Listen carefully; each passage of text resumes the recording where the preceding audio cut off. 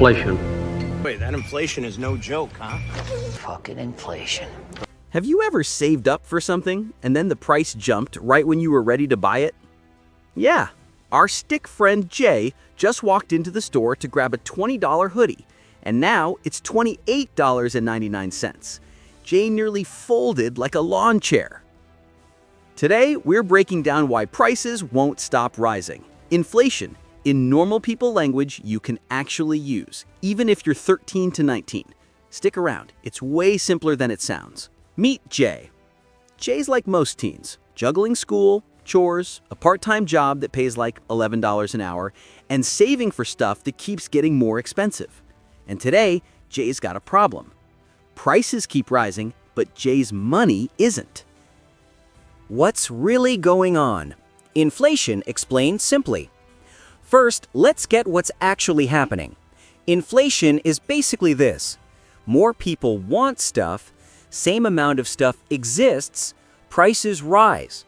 Think of it like a crowded school lunch line. If everyone wants pizza, but there are only 30 slices, the cafeteria could start charging more because demand is wild. When Jay wants sneakers that used to be $70, but suddenly everyone on TikTok wants them too, boom, they're now $85. Why teens get trapped. Psychology plus habit. This hits teens harder than you think, not because you're doing anything wrong, but because most teens don't track prices. You get used to small jumps, like $3.50 iced coffee becoming $4.25, until suddenly your weekly coffee habit costs $30 more per month.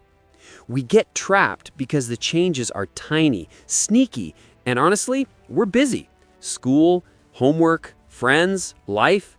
Inflation isn't on the priority list. What to do instead?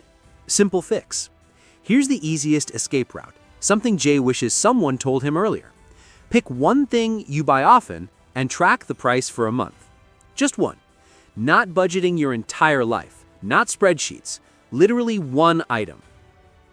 When Jay starts tracking his weekly snack, the $1.99 chips, he notices it jumps to $2.49. Doesn't sound like much, but that's an extra $2 a week to $8 a month to $96 a year on chips Jay doesn't even like that much. And here's what happens when Jay keeps doing it.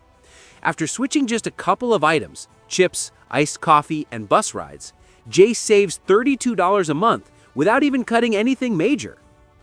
Sure, $32 isn't life-changing, but the mental peace of knowing your money isn't evaporating, that hits different.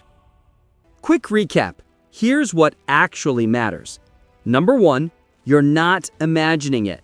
Prices really are rising. Number 2, small increases add up. That's how teens get blindsided. Number 3, track one item. It gives you control, clarity, and confidence. Here's your 24-hour challenge. Pick one thing you buy, snacks, games, drinks, whatever, and write down the price. That's it. Just track it.